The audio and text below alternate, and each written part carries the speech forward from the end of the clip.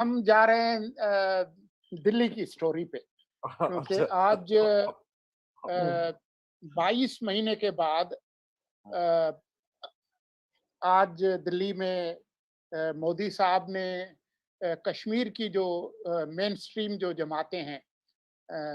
حریت کے علاوہ ان کو بلایا، اور وہاں پر انہوں نے بات کی کہ جی یہ جو معاملہ چل رہا ہے، جو جب سے انہوں نے جموں اینڈ کشمیر جو جس کو وہ کہتے ہیں JNK، اس کی جو آئینی حیثیت جو انڈین آئین میں تھی اس کو ختم کیا، آرٹیکل 370 اور 35A کو، تو اس کے بعد پہلی دفعہ انہوں نے بلایا، اور تقریباً تمام مین سٹریم جماعتیں وہاں پر گئیں سوائے حریت کے، اور وہاں پر جو ابھی تک جو بات سامنے آئی ہے، وہ میٹنگ تو ختم ہو گئی ہے، ابھی تک جو بات سامنے آئی ہے وہ یہ ہے کہ مودی کہہ رہے ہیں کہ جی اب کیونکہ وہاں جو الیکٹڈ گورنمنٹ تھی وہ تو ریاست کے اسٹیٹ کے ختم ہونے کے ساتھ ہی وہ ختم ہو گئی تھی، تو اب وہ الیکشن کے لیے ایک وہاں پر حلقہ بندیاں ہونی ہے، تو وہ حلقہ بندیاں ہونے کے حوالے سے کوئی فیصلہ ہوا ہے، لیکن پس پردہ جو بات ہوئی ہے وہ کچھ اس طرح سے ہے کہ ہم ریاست کو بحال کر دیتے ہیں،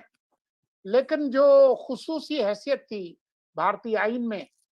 35A کے تحت اور 370 کے تحت، وہ جو ہے وہ اس کو بحال نہیں کریں گے۔ تو اب دیکھنا یہ ہے کہ کیا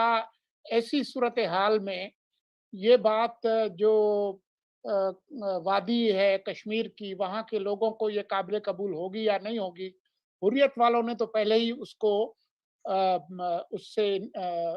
اس کو مسترد کر دیا تھا۔ تو ہمارے ساتھ لندن سے نعیمہ احمد مہجور ہمارے ساتھ شریک گفتگو ہوں گی، اور انہی سے ہم پوچھیں گے کہ یہ جو معاملہ ہوا ہے دلی سے، آپ کو کیا خبریں مل رہی ہیں کہ وہاں پر کیا ہوا ہے، اور جو کشمیری ہیں خاص طور پر جو بھارت اور پاکستان سے باہر ہیں، وہ کیا سوچ رہے ہیں، صحافی لوگ کیا سوچ رہے ہیں کہ یہ جو ایکسرسائز کی گئی ہے آج، اس کا مقصد کیا تھا، اور اس کے کیا اثرات ہوں گے، خود پاکستان اور بھارت کے جو تعلقات ہیں اس پہ کیا اثرات ہوں گے، لیکن سب سے زیادہ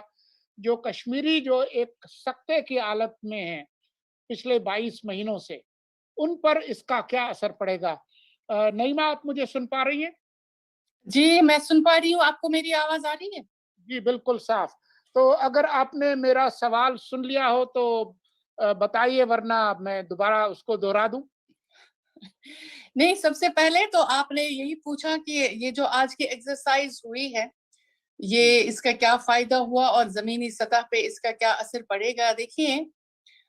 مجھے جو لگ رہا ہے کہ جو پس پردہ پاکستان اور ہندوستان کے بیچ میں کچھ سازشوں کی وجہ سے جو مذاکرات ہو رہے ہیں، اور یہ میرے خیال میں اس کی پہلی کڑی ہے، اور اس کڑی کی شروعات جو ہے مین سٹریم پولیٹیشنز کے ساتھ بات چیت کے عمل سے شروع ہوا ہے۔ اور آج جو دلی میں آپ نے دیکھا کہ وزیر اعظم کے ساتھ 3.5 گھنٹے تک بات چیت چلی، اور اس بات چیت میں ہر ایک نے اپنا موقف رکھا، لیکن جو گپکار الائنس یا گپکار اتحاد کے ساتھ جو پارٹیاں جڑی ہوئی ہیں ان کا لہجہ بہت ہی سخت تھا، خاص طور سے محبوبہ مفتی اور عمر عبداللہ کا، کہ جنہوں نے کہا کہ جو 5 اگست 2019 کا ڈیسیجن تھا وہ ان کانسٹیٹیوشنل الیگل تھا، جس سے آپ کشمیر کے ساتھ پوری طرح سے ایک طرح سے کٹ چکے ہیں، اور اس اعتماد سازی کی بحالی کے لیے جب تک آپ اس کو واپس نہیں کریں گے، اس ڈیسیجن کو واپس نہیں لیں گے، تو ہمیں نہیں لگتا ہے کہ زمینی صورتحال جو ہے کچھ بدل جائے گی۔ تو اصل میں مجھے لگ رہا ہے جو گورنمنٹ آف انڈیا کو عالمی سطح پہ ایک پرسپشن یہ دینا تھا کہ ہم نے ایک جمہوری عمل کشمیر میں جو پچھلے 2 سال سے بند ہوا ہے، ختم ہوا ہے، اس کو ہم نے شروع کیا ہے، اور اس کی شروعات مین سٹریم پولیٹیشن سے کی ہے۔ اور हो सकता है कि इसमें जो अगली कड़ियां होगी कि भाई सेपरेटिस्ट लीडरशिप को भी आप बुलाएंगे, फिर पाकिस्तान से भी बातचीत करेंगे, क्योंकि आपको याद होगा कि आप ही के वजीर आजम ने बार बार इस बात को दोहराया है कि जब तक 5 अगस्त 2019 का डिसीजन वापस नहीं लेता है हिंदुस्तान, तब तक हम बात नहीं करेंगे हिंदुस्तान के साथ। लेकिन इसमें आपको देखना है कि जो गवर्नमेंट ऑफ इंडिया का जो टोन है, वो आपसे सिर्फ ये कह रहे हैं कि हम स्टेटहुड आपको वापस देंगे, जिसका हमने वादा पार्लियामान में भी किया है।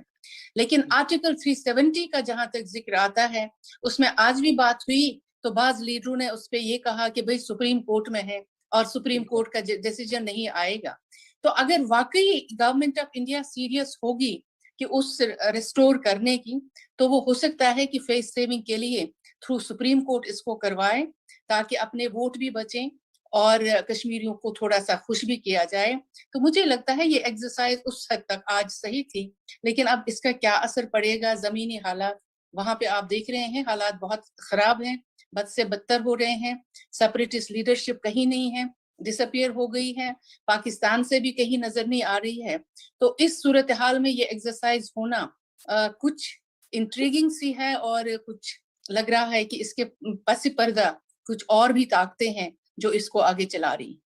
आप मोदी को और बीजेपी को और बीजेपी की मौजूदा क़यादत को बहुत अच्छी तरह से समझती हैं। आपको लगता है कि बीजेपी की मौजूदा क़यादत और मोदी साहब मुमकिना तौर पर इसके लिए तैयार हो सकते हैं कि सुप्रीम कोर्ट को सहूलतकारी के लिए इस्तेमाल करें ताकि वो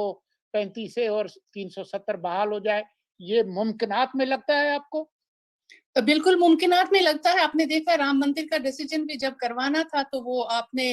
अपनी मर्जी से जब चाहा वो करवाए, क्योंकि जो इंडियन जुडिशरी जिसको आप हमेशा से इंडिपेंडेंट समझते थे, इम्पार्शियल समझते थे, लेकिन उसमें काफी डेंट आया है पिछले कुछ सालों में। आपने देखा ऐसे डिसीजंस आ रहे हैं जिनका आप वहम गुमान भी नहीं होता है। और अगर, क्योंकि मोदी मुझे नहीं लगता है कि डायरेक्ट इसको कर पाएंगे, इसलिए कि उनकी अपनी कॉन्स्टिट्यूएंसी हाथ से निकल जाएगी। जो 1.2 बिलियन लोग हैं जिनमें उन्होंने एक हवा खड़ा किया है कि वो बहुत ही स्ट्रॉन्ग पर्सन है, पॉलिटिशियन है, अपना डिसीजन जब करते हैं वापस नहीं लेते हैं, तो इसको वापस लेना बीजेपी के लिए बहुत मुश्किल होगा, क्योंकि बीजेपी की कॉन्स्टिट्यूएंसी इससे खत्म होगी। तो अब मुझे लग रहा है अगर करवाना हो, क्योंकि आलमी दबाव जो है बहुत ज्यादा है, चीन लद्दाख में घुस गया है और चीन का ये बार बार मुतालबा आ रहा है कि इसको आर्टिकल 370 को रिस्टोर करके लद्दाख को वापस जम्मू कश्मीर में शामिल करें, उसी वक्त वो शायद वहां से निकल जाए। तो अगर इस तरह का दबाव है तो मुझे लगता है कि थ्रू कोर्ट ये करवा सकते हैं, और इसमें कोई बड़ी बात नहीं है, क्योंकि ये उसमें किसी हद तक भी जा सकते हैं जब इनको अपने फेस सेविंग के लिए भी कुछ करना हो, अपनी कॉन्स्टिट्यूएंसी को बचाना हो, और आलमी बरादरी को भी ये तासुर देना है कि कश्मीर में हमने हालात बदल दिए और इन हालात को के लिए हम किसी हद तक जाने के लिए तैयार हैं। नादिया, आपका कोई सवाल, तबसरा? मैं ये पूछना चाहूंगी नईमा साहिबा, जैसे आपने कहा किसी हद तक भी फेस सेविंग के लिए जा सकते हैं और आलमी दबाव भी बहुत ज्यादा है, बट डज इट रियली, मतलब ऑन ग्राउंड रियलिटी अगर हम देखें तो ये सिर्फ फेस सेविंग के लिए किया जा रहा है, या वाकईतन मतलब वो एक एहसास है कि हाँ भाई 22 महीनों से आपने जिन कश्मीरियों को, जिन मासूम लोगों को अंदर बंद किया हुआ है, और जो कुछ कश्मीर के अंदर हो रहा है, ऑक्यूपाइड कश्मीर के अंदर, क्या वो वक्त आ गया है, क्या इंडिया ने ये सोच लिया है कि आलमी प्रेशर इतना है to make them realise that एक तरफ आप अपना क्या जमहूरी फेस दिखाना चाहते हैं, लेकिन असल में आपके मुल्क में क्या हो रहा है? देखिए नादिया, जिस तरह नरेंद्र मोदी ने जो ये एक्सरसाइज कश्मीर में शुरू की है, तो आपने देखा वो मिलिट्री पोस्चर जो उनका था, बहुत ही सख्त, टफ और ताकत इस्तेमाल करना और लोगों को दबाना, वो सारा एक तो वो नाकाम हो गया, क्योंकि कश्मीरियों ने स्कम नहीं किया कि whatever the pressure you have put on Kashmiris, they didn't succumb to it and they just carried on जो भी उनको होता है। दूसरा जो मैं कह रही हूँ कि जो आप जो पॉलिटिकल सिचुएशन आप देखेंगी कि तालिबान अफगानिस्तान में जो उनका एक अब एक्सपेंशन वहां पे होना, गवर्नमेंट में आना, अमेरिकी फौज का इनखिला, और ये भी इम्कान की खदशा कि कहीं वो इधर की तरफ ना आए, तो एक मसला वो भी है और उसको भी आपको देखना होगा। दूसरा चीन जो ये जो सलामी स्लाइसिंग उसने शुरू की है लद्दाख में, तो उसकी वजह से भी भारत को न सिर्फ दिफाई बजट में इजाफा करना पड़ रहा है, बल्कि काफी वहां पे परेशानियां भी हैं कि लद्दाखी भी जो बुद्धिस्ट बेल्ट है और उनके हिंदुस्तान के हक में हमेशा होता था, आज वो भी इस पे बहुत नाला है कि हमें यूनियन टेरिटरी बना के और बीच में ये चीन को यहाँ पे घुसा के हमारी जिंदगी अजीरन हो गई है। तो इस वजह से भी भारत पे बहुत दबाव है। तीसरी बात ये है कि अमेरिकी इंतजामिया की तरफ से काफी दबाव है और उनको अमेरिकी कांग्रेस की तरफ से ये भी आया है कि हमें एश्योरेंस चाहिए। एक तो जम्मू कश्मीर में आपको अपनी पॉलिटिकल जो भी आप इलेक्टोरल रिफॉर्म्स वगैरह जो भी वो करना है वो एक्सरसाइज शुरू करें। दूसरा, ह्यूमन राइट्स वायलेशंस बहुत हो रही हैं, उस पर रोक लगाएं। तीसरा, डेमोग्राफिक चेंजेस जो हैं उस पर रोक लगाएं। तो ये एश्योरेंसेस दी गई है अमेरिकन कांग्रेस को कि हमने इस पे रोक लगाई है और हम बात कर रहे हैं। और इसमें जो यूएई, सऊदी, ये दूसरे ममालिक जो बीच में आ गए हैं, उनका भी एक दबाव है। पाकिस्तान पे भी बहुत ज्यादा दबाव है कि whatever India is doing in Kashmir and if it starts any political process, Pakistan has to accept it। और मुझे लगता है कि वो एक अंडरस्टैंडिंग है जिसकी पहली कड़ी आज आपने देखी है। हो सकता है कि इसके आगे और भी बहुत सारी चीजें आएंगी और आपको नजर आएगा कि मोदी ये सारा जो कर रहा है, it is because of international pressure, not because he wants to do it। Nadia, और कोई आपने कुछ पूछना है या नहीं, बस मैं यही नहीं, मैं तो बस ये सोच रही थी कि अगर देखिए, हमने तो Pakistan very clear on that, Prime Minister has said it time and again, yes we do know कि वो एक सालसी के किरदार और सारे लोगों का मुख्तलिफ ममालिक का, लेकिन जब तक वो रिवर्स नहीं हो जाता, यानी 5 अगस्त 2019 वाला डिसीजन, जब तक पाकिस्तान ने ये कैटेगोरिकली कह दिया कि वो बात नहीं करेगा, ऐसे में जैसे नईमा भी कह रही है, मैं ख्याल से we'll have to wait and see exactly, you know, कि किस तरह से ये डिसीजन होते हैं, वरना I don't see Pakistan backtracking on this। बहुत शुक्रिया नईमा। अगर आपने कुछ नहीं कहना, कोई अहम बात, तो हम आपसे इजाजत लेंगे। नहीं, मैं आपसे सिर्फ ये कहना चाह रही थी कि इस पे आप कल या परसों कोशिश कर लीजिए कि पाकिस्तान का मौके भी सामने आ जाए कि ठीक है कि इमरान खान साहब ने कहा है कि 5 अगस्त 2019 वाला डिसीजन जो है वापस लिया जाए, लेकिन जो सेपरेटिस्ट लीडरशिप है, क्या उसको शामिल होना चाहिए इस सारे प्रोसेस में, या उनको अब सिर्फ नजरअंदाज ही करना है और सिर्फ मेन स्ट्रीम पे फोकस होगा और उसके थ्रू ही जो भी होगा हल वो किया जाएगा। तो इस पे जरा हम जानना चाहेंगे आपकी चैनल की वसातत से आगे। मेरी तरफ से बहुत बहुत शुक्रिया मुझे बुलाने का और मेरी बात सुनने का। बहुत शुक्रिया नईमा, नादिया, मुजम्मिल। इसी के साथ हम आज का प्रोग्राम खत्म करते हैं। इंशाल्लाह कल आपसे मुलाकात होगी। खुदा हाफिज। शुक्रिया।